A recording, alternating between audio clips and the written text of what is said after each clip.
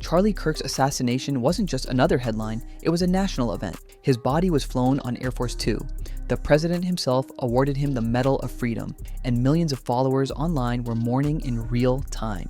This was the kind of tragedy that dominates the news cycle for weeks, and yet, in the middle of all that noise, there was one thing missing: his parents, Robert and Catherine Kirk, the two people who raised him, the people who knew him before the fame, before the politics, before the spotlight, completely silent. No interviews, no press conferences, not even a short written statement. That silence is jarring, because in almost every high-profile tragedy, the parents are the ones who step forward. They demand justice, they share memories, they become the emotional center of the story. But here, nothing. Instead, it was Erika, Charlie's widow, who dominated the stage. She was smiling, speaking, and even showing off his Medal of Freedom to staff like it was a trophy. The contrast couldn't be sharper. The parents invisible, the widow everywhere. And that's where the questions begin. Because silence in a moment like this isn't just absence, it's a statement. But that's only the beginning of what doesn't add up. And one TikToker raised a comment that cuts even deeper. A question that might change how you see everything that follows. Why doesn't anybody know anything about Charlie Kirk's parents? I just saw a video about this, and it had literally never occurred to me that no one is talking about. We have not heard from or seen footage of anybody other than Erika and the freaking vice president and Usha anywhere involved in the situation. And every news outlet has the same little snippets, and it's that his mother was a mental health care provider, and his father was an architect, and his father was involved in the building of and the design of Trump Tower in New York. I literally can't even find their names anywhere. They are not really listed. They're he has a younger sibling too, and they are just completely out of the picture, which is insane. In a high profile moment like this, it is insane that the only person that we are hearing from or seeing involved in anything is his wife. And that gives you such a huge window into what that family dynamic is like. Obviously, I always sort of assumed he had no relationship with his mom because the hatred of women, it has to come from somewhere, and generally it would come from that space. And maybe that's the case, that none of them talked to him, but it's really strange that someone with 8 million followers that had his body transported on Air Force Two just doesn't have a family. The official version of events is simple, maybe a little too simple. On September 10th, 2025, Charlie Kirk was on stage at a Turning Point USA event, delivering one of his trademark speeches. The crowd was massive, the energy was high, and then, in an instant, everything changed.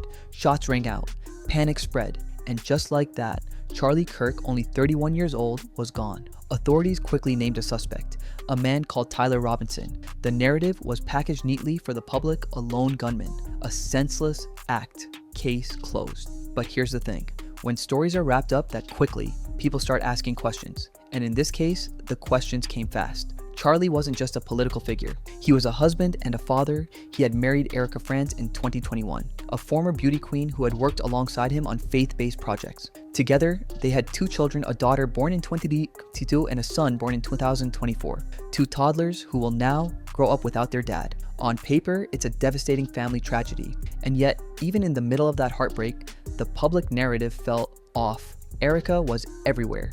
She was giving interviews, stepping into leadership roles, and speaking with polished confidence. Meanwhile, the people you'd expect to hear from most Robert and Catherine Kirk, the parents who raised him, who shaped him, who knew him before the spotlight, were completely absent. That's not how these stories usually unfold. In almost every high-profile tragedy, the parents become the emotional anchor. They're the ones on camera, demanding justice, sharing memories, holding vigils. But here, the roles were reversed. The widow was front and center, while the parents were silent. And that silence didn't just feel unusual, it felt deliberate. Because when the official story is that clean, that quick, and that unquestioned, the absence of the parents' voices becomes impossible to ignore. And that's where the mystery deepens. To understand why their silence is so strange, you need to know who Robert and Catherine Kirk really are. These aren't quiet, anonymous people living in the shadows. They're accomplished, connected, and more than capable of stepping into the spotlight if they wanted to. Let's start with Robert. He isn't just an architect. He was part of one of the most iconic projects in modern American history, Trump Tower in New York City. Back in 1979, Robert Kirk was a project architect and manager working directly on the skyscraper that would become Donald Trump's crown jewel. That's not a small resume line, that's a career-defining achievement, and it means Robert has been tied to power, wealth, and influence for decades. After Trump Tower, he built his own design firm, earning respect in his field. This is a man who knows how to operate in high-pressure environments, who understands how to navigate powerful circles. Now, Catherine. Her story is just as impressive. She started her career at the Chicago Mercantile Exchange, one of the most intense financial markets in the country. That's a world where fortunes are made and lost in seconds, where only the sharpest minds survive. Later, she pivoted into counseling, bringing together business acumen and emotional intelligence. She's someone who knows how to read people, how to handle stress, and how to communicate under pressure. Together, Robert and Catherine raised Charlie in suburban Chicago, giving him discipline, values, and a strong foundation. These are not timid people. They're not powerless. They're not the kind of parents who would simply vanish when their son is murdered. If anything, their background suggests the opposite, that they'd be front and center, demanding answers, shaping the narrative, and protecting their son's legacy. And yet, in this case, they've chosen silence. No interviews, no statements, no appearances, nothing, which makes their absence even stranger. Because in almost every high-profile tragedy, parents become the loudest voices. Here, they've disappeared, and that silence has only fueled more questions. The silence of Robert and Catherine Kirk didn't just go unnoticed, it became the internet obsession. One TikTok in particular went viral, racking up millions of views because it asked the question everyone else was too distracted to notice. Why did anybody know anything about Charlie Kirk's parents? The creator pointed out something chilling. Every single news outlet, from the biggest networks to the smallest blogs, repeat the same three facts. Robert was an architect, Catherine was a counselor, and Robert once worked on Trump Tower. That's it. No interviews, no heartfelt quotes, no photos. Just the same copy-pasted lines over and over again. And when people started digging deeper, they found nothing. Recent footage, no public statements, no social media presence. It was as if the parents of one of the most talked about figures in America had been erased from the story. The TikTok creator went further. In a high-profile tragedy like that, it's insane that the only person we're hearing from is his wife. Not the parents, not the siblings, just Erika. And that struck almost every case like this. Parents are front and center, demanding justice, speaking at memorials, keeping their child's name alive. But here, the silence was deafening. And the more people noticed, the more suspicious it felt. Because silence in a moment like this doesn't just mean grief, it can mean distance. It can mean distrust. It can mean something much bigger is going on behind the scenes. And that's when people started connecting the dots and the Trump connection came roaring back into focus. Robert Kirk wasn't just an architect. He was the architect behind one of the most controversial buildings in modern American history, Trump Tower. Back in 1979, he was the project manager and working directly on Donald Trump's crown jewel in New York City. That means the Kirk family Trump go back more than 4 decades long before Charles was even born. Think about what that really means. Robert Kirk was a supporter of Trump's politics. He literally helped build Trump's empire from the ground up. He was there when Trump was still clawing his way into Manhattan real estate. He was part of the team that gave Trump his first real symbol of power. And here's where it gets eerie. In the late 70s and early 80s, Trump Tower itself was protested. New York, what it represented: greed, excess, the reshaping of their neighborhoods. And who was caught in the middle of those protests? Robert Kirk. Decades later, his son Charlie would also be protested, standing side by side with Trump in politics. It's almost like history repeating itself. So when people say the Kirk family understands power, they're not exaggerating. Robert and Catherine have lived in years. They know how politics works. They know how media works. They know how to play the game, which makes their silence even more deliberate. Because if anyone knows the cost of speaking out and the consequences of staying quiet, it's them. And in this case, they've chosen silence. But if the parents are silent, what about Erika? That's where the story takes an even stranger turn. Just days after Charlie's death, a clip of Erika went viral and it left people stunned. In the video, she's standing in front of Turning Point USA staff, holding up Charlie's Medal of Freedom. Her words are polished, her tone upbeat, and her face smiling, laughing even. Now, grief looks different for everyone. Some people cry, some people shut down, some people throw themselves into work. But what struck people wasn't just that Erika was smiling, it was how comfortable she seemed, almost like she was performing, almost like this was a PR rollout, not a moment of mourning. And when you compare that to Charlie's parents, the difference is night and day. At the White House ceremony, Catherine Kirk was described as visibly moved, which is a polite way of saying she was barely holding it together. Robert stood silent. Grief written all over his face. That's what raw loss looks like. So on one side, you have parents who look shattered. On the other, who looks like she's already moved on to the next chapter.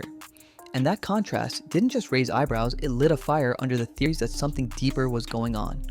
Because if Erika's reaction was unusual, what came next made it impossible to ignore. In the weeks that followed, Erika didn't fade into the background. She stepped into the spotlight with both feet. She became CEO of Turning Point USA, a $100 million organization. She gave speeches in stadiums packed with thousands of people. She hosted Charlie's podcast as if it were her own. She launched merchandise. She even staged halftime style events with performers and fireworks. To some, it looked like resilience. To others, it looked like opportunism. Because while Erika was building a brand, Charlie's parents were nowhere to be seen. No speeches, no interviews, no involvement in the organization their son had built from their own home back in 2012. And that absence wasn't just noticeable, it was telling. If Robert and Catherine supported Erika, wouldn't they stand beside her? Wouldn't they share the stage? Or at least issue a statement of support? Instead, they've stayed completely silent, making it clear they want no part of what she's doing.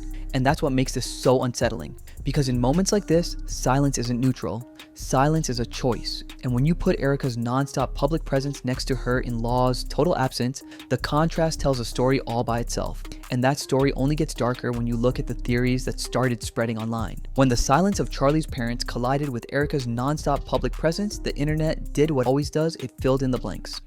And the theories that started spreading were intense. Some people pointed to Charlie's work. In his final weeks, he was pushing hard for the release of the Epstein files, drawing attention to connections that powerful people would rather keep buried. He was also digging into Turning Point USA's running what he called a Doe audit to track where the money was going. And suddenly, he was gone. After Erika, two of those projects disappeared without a trace. Many, that wasn't coincidence, it was a red flag. Others focused on Erika herself. Family's ties to the Department of Defense raised eyebrows. Old footage surfaced of her involvement in charity work in Romania, which claimed connected her to figures later accused of horrific crimes. Whether those claims are true or not, the fact that so much of that information is now hard to find online, only suspicion. People began asking, was Charlie getting too close to something? And did Erika step in to control the narrative? And then there's the picture. The idea that tragedies like this get packaged for public consumption, that grief gets turned into PR, that forgiveness and faith are used as props to keep people quiet. Critics pointed out how quickly Erika turned the mourning period into a brand-building campaign speeches, merchandise, stadium events, while the parents stayed completely absent. Not every theory can be verified. Some are speculation, some are exaggeration, and some may be flat out wrong. But here's the undeniable fact. Robert and Catherine Kirk have not defended Erika once. They haven't spoken up to shut down the rumors. They haven't said, she's doing what Charlie would have wanted. They've chosen silence. And in a world where silence is rare, that choice speaks volumes. Because whether the theories are true or not, the parents' refusal to endorse Erika is the one piece of evidence no one can ignore.